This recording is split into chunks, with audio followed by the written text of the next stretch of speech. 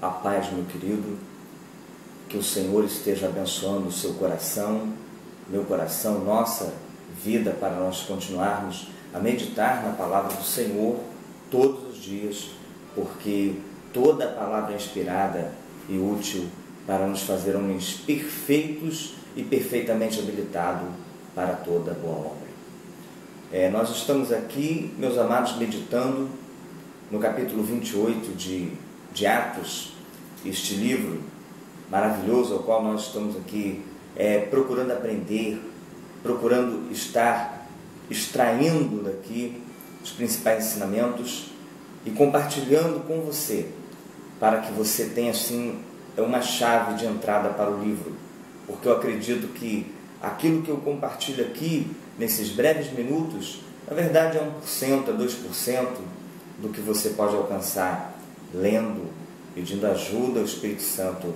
pedindo ajuda a Deus, para que você possa adentrar e aprender e falar assim: Senhor, eu quero aprender desta palavra.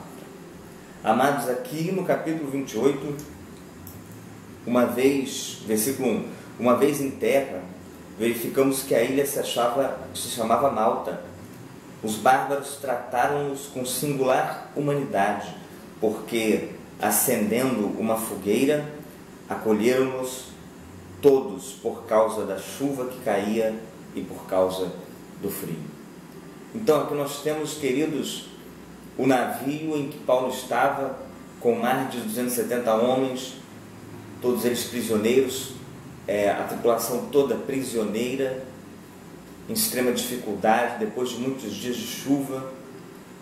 Eu quero, de princípio, deixar aqui para vocês que Paulo, um apóstolo, sendo levado preso, ele tinha direção profética. Ele tinha direção profética. E quando ele entrou no navio, ele alertou pelo Espírito Santo do que ia acontecer. E ele foi sempre advertindo. E cada vez as suas previsões foram se confirmando. E conforme as suas visões iam se confirmando, ele ia ganhando credibilidade no meio da tripulação, no meio dos responsáveis pela direção do barco, né? E ele ia, na verdade, ganhando respeito de todo mundo, e todos iam vendo nele a ação de Deus, a ação dos anjos. Então Paulo era um apóstolo com direção profética. Na verdade, um líder espiritual precisa ter direção profética como Paulo. Não pode haver um líder espiritual sem que ele haja uma clara direção profética em sua vida, porque senão ele não vai saber, na verdade, para onde conduzir. A igreja precisa buscar a direção do Espírito Santo, como nós tivemos ontem compartilhando na reunião de homens, sobre um aconselhamento do Espírito Santo personalizado para a família, porque para conduzir uma família é necessária uma direção profética. Para conduzir a nossa vida é necessária uma direção profética, porque nós estamos num mundo que está em guerra. Nós estamos num mundo que está passando por uma guerra desde que o pecado se instalou, desde que o diabo governa este lugar. Nós estamos numa guerra. E para vencer essa guerra, somente com direção profética. Esses bárbaros que receberam muito bem todos, Paulo e a tripulação toda, Paulo é picado por uma cobra venenosa. E quando ele é picado por uma cobra venenosa, os bárbaros dizem assim no versículo 4: certamente este homem é assassino, porque salvo do mar, a justiça não o deixa viver. Logo posteriormente, aqui no versículo 6, ele diz assim: mas depois de muito esperar, vendo que nenhum mal lhe sucedia, mudando de parecer, diziam ser ele um Deus. Essa atitude dos bárbaros é uma clara demonstração de falta de visão espiritual, até porque eles não haviam se convertido. Eu quero pegar aqui, porque eles demonstraram muita virtude ao receber todos, Mas eu estou apenas dizendo como que o homem natural caminha e como que o homem de Deus, o homem espiritual, não deve caminhar de jeito nenhum. O nosso parecer acerca das pessoas, dos fatos e das coisas não tem que ser de ouvir e nem de ver. Nós não julgamos pela aparência, pelo que as informações da realidade nos trazem. Nós estamos além da realidade, até porque a realidade que olhamos ela não é perfeitamente palpável. Nós olhamos para uma mesa e se olharmos com ela com um microscópio, nós veremos além daquilo que os nossos olhos demonstram para nós.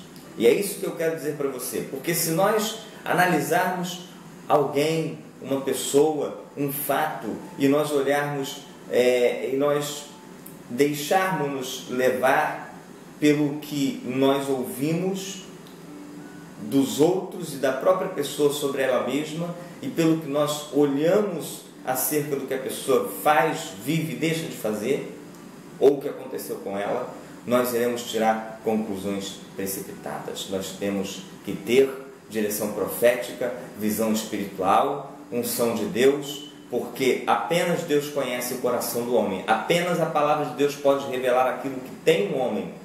Então nós não podemos nos deixar guiar pelo que nós ouvimos e pelo que nós olhamos.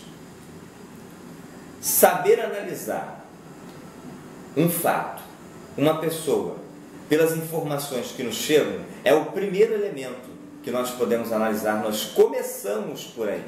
Nós começamos por aí.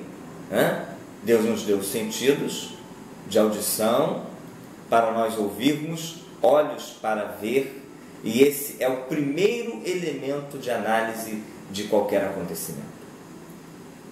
Mas a partir daí, o homem de Deus vai para Deus, pergunta ao Senhor, pergunta a Ele o que pode ser, pede direção a Deus acerca do que Ele vai fazer, porque o que ele vê e o que ele ouve pode não ser a total realidade, como não era aqui.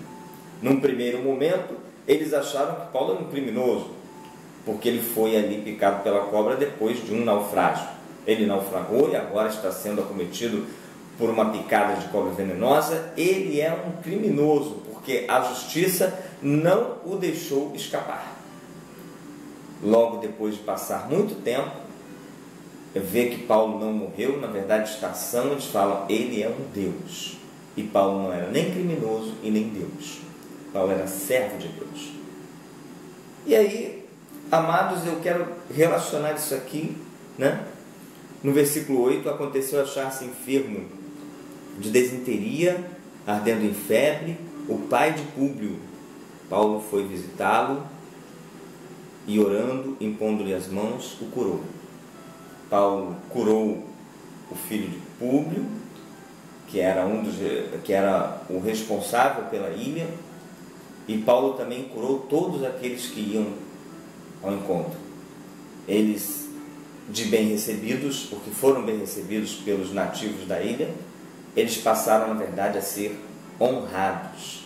E os nativos construíram um navio para ele, deram-lhes e despediram o navio cheio de carregamento, comida, saíram de lá com honrarios.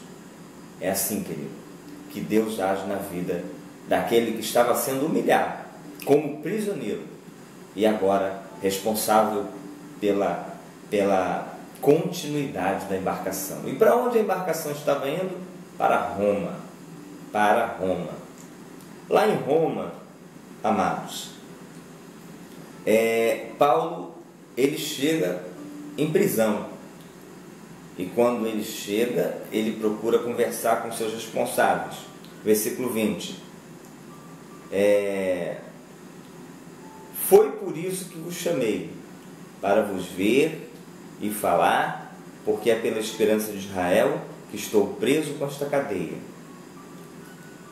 Olha que Paulo aqui agora está falando com os judeus, dando relatório aos judeus por causa da acusação que vinha, e por causa disso ele apelou para César, e por causa disso ele estava em Roma, para conversar com as autoridades romanas acerca do julgamento que estava sobre ele, preso por causa da esperança de Israel.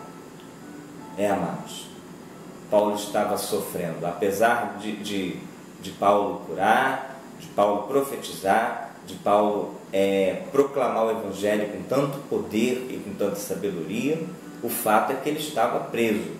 E ele, na verdade, era tratado como preso e sofria todas as sanções de um condenado. Não, de um condenado não, de alguém que está provisoriamente preso, e quem está provisoriamente preso é alguém que é um potencial criminoso. Paulo estava com mais de 200 criminosos em toda aquela trajetória. Eu fico pensando, quantos homens não ouviram a palavra de Deus por intermédio de Paulo e se converteram naquele navio?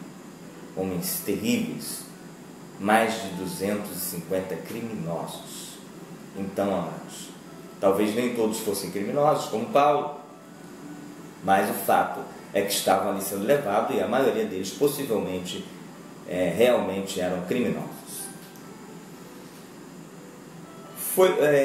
Versículo 21. Então eles lhe disseram: nós não recebemos da Judéia nenhuma carta que te dissesse respeito.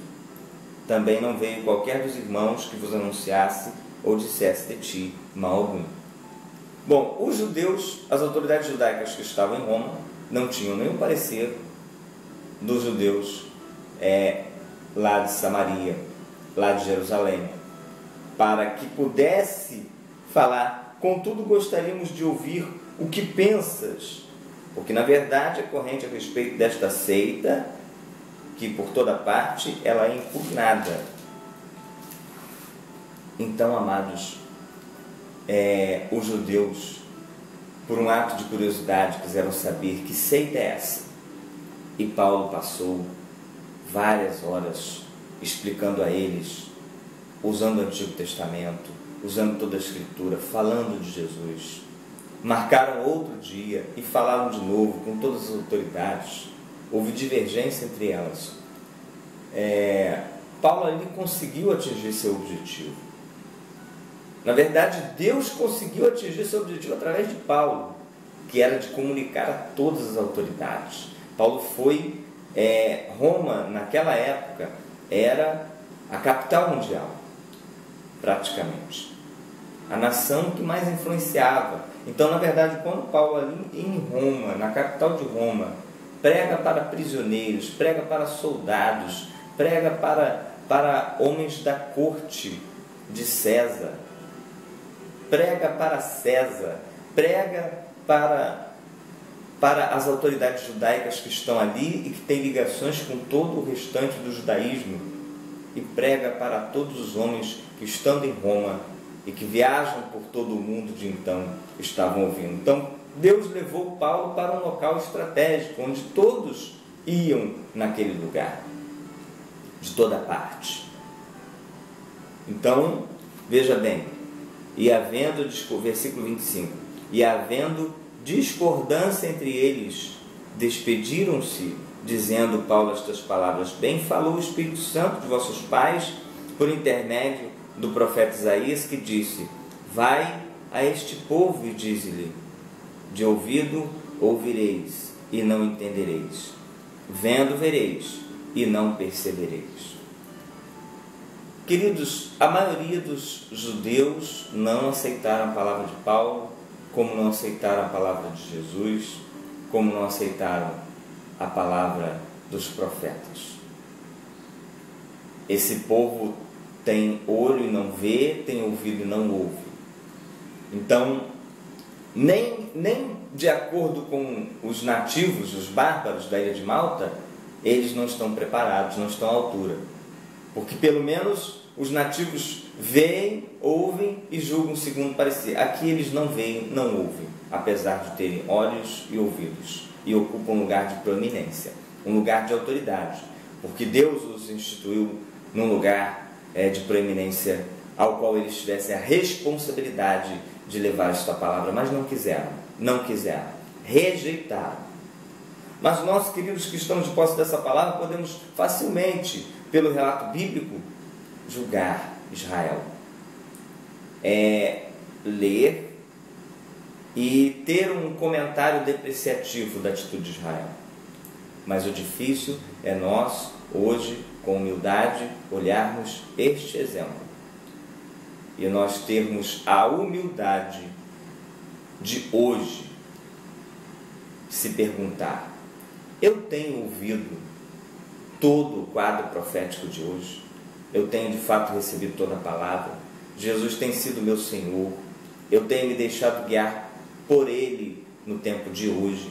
Porque se hoje você não deixa Cristo guiar a sua vida, você estará repetindo o que os judeus repetiram. Porque é muito fácil você ver a história de uma pessoa e olhar onde errou e onde acertou.